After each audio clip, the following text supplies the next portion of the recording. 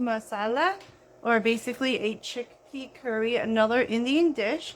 This one is vegetarian. We have some oil in our pan here that we are going to heat up. And then we're going to start with our base. This one is a tomato and onion base.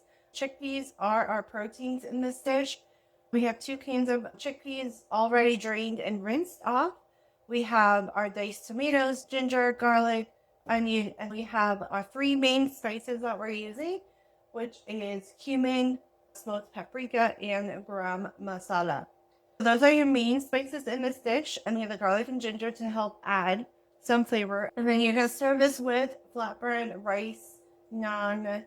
We're going to top it with some fresh cilantro as well. Give it more of a colorful look to it. Our oil is heated up pretty well. We can go ahead and toss in our onion. So this is about half of an onion. The recipe calls for 1 small onion. If you guys want the recipe, comment recipe, and I would be glad to share that with you. But we're going to go ahead and scrape those onions in there. Get these onions nice and soft, toasted. Basically, we're looking for some transparency. As onions cook, they become clear to almost see-through, and as they soften up.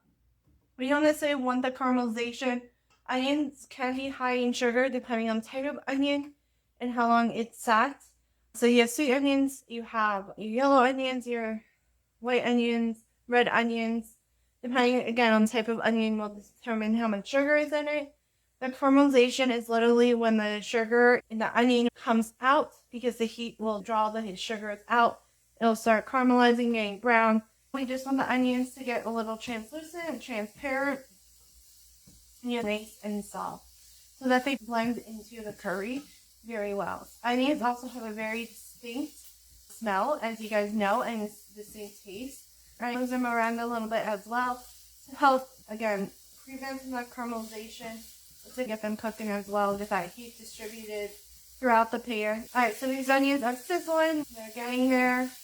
I would say to give this about 3 to 4 minutes. So typically I don't cook with a timer or with a clock unless I'm like baking or I need a timer. But give it about 3 to 4 minutes, because I think cooking is all about the sensory experiences. Indian food tends to be on the healthier side because it's true ingredients from the earth, very earthy type ingredients, especially their vegan dishes like this one. Fresh onion, fresh tomato, fresh ginger, fresh garlic, fresh spices, chickpeas. You can't beat that, right? What your favorite Indian dish? I would love to hear it. I can't believe April is like almost over. It's crazy. I'm like, where did this week go? We are starting to get a little bit of that transparency that we're looking for, that translucency for ginger and our garlic.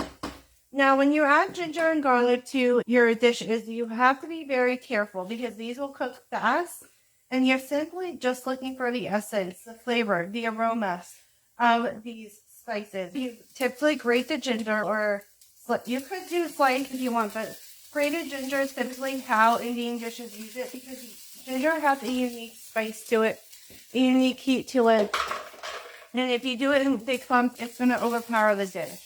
You don't need a lot of ginger, just enough just to give it a little bite of flavor. So we have that 1 teaspoon, a little more I think, of ginger.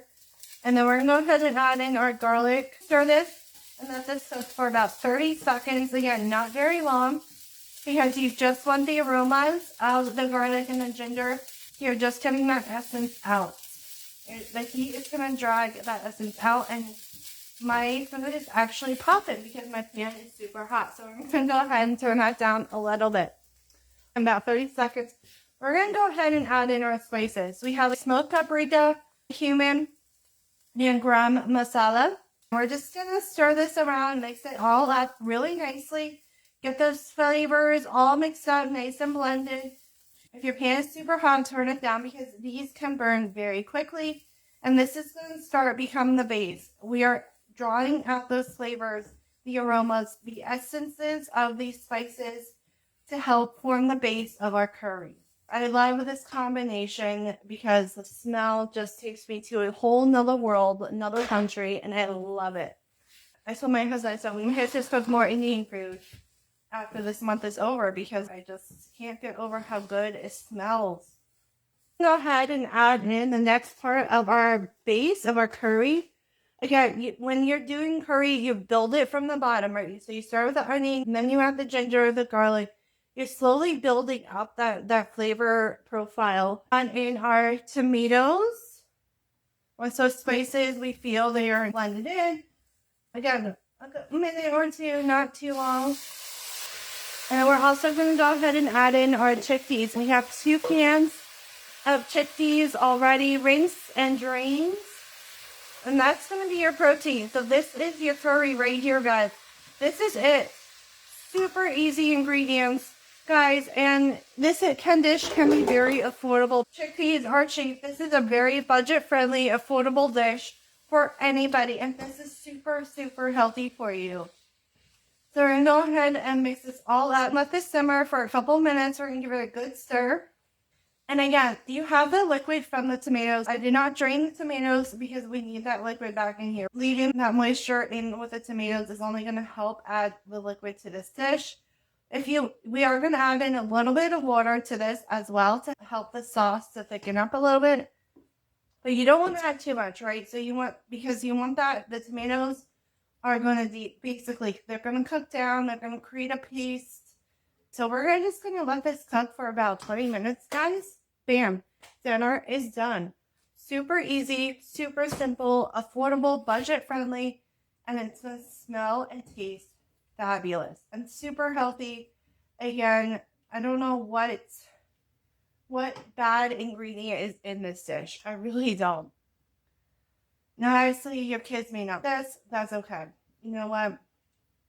Just talk to them about the smells of it. My son is 6-year-old, has ADHD, and one of the things that we're talking about is how to be a food detective. I was really interested, and so every time we eat dinner and there's a dish that he doesn't like, he's been grabbing out his detective sheet. You want to help your kids to become a food detective, talk about the health benefits and why it's so important to you, and have them taste it and feel it and squish it in their hands and have them play with it for a little bit. Obviously, you don't want them to play with their food. But if it's going to help them to eat it and give it a try, why not? We can start our rice. I have our basmati rice in the microwave. You want to rinse it and let it soak for about 20 minutes before you cook it. I have mine in a steamer in the microwave. I cook it for about 8 minutes, and it's perfect every single time. Never fails. Again, you can serve this dish with flatbread, naan. Thanks for watching my chickpea curry. Again, super easy, super affordable, healthy meal for you and your family.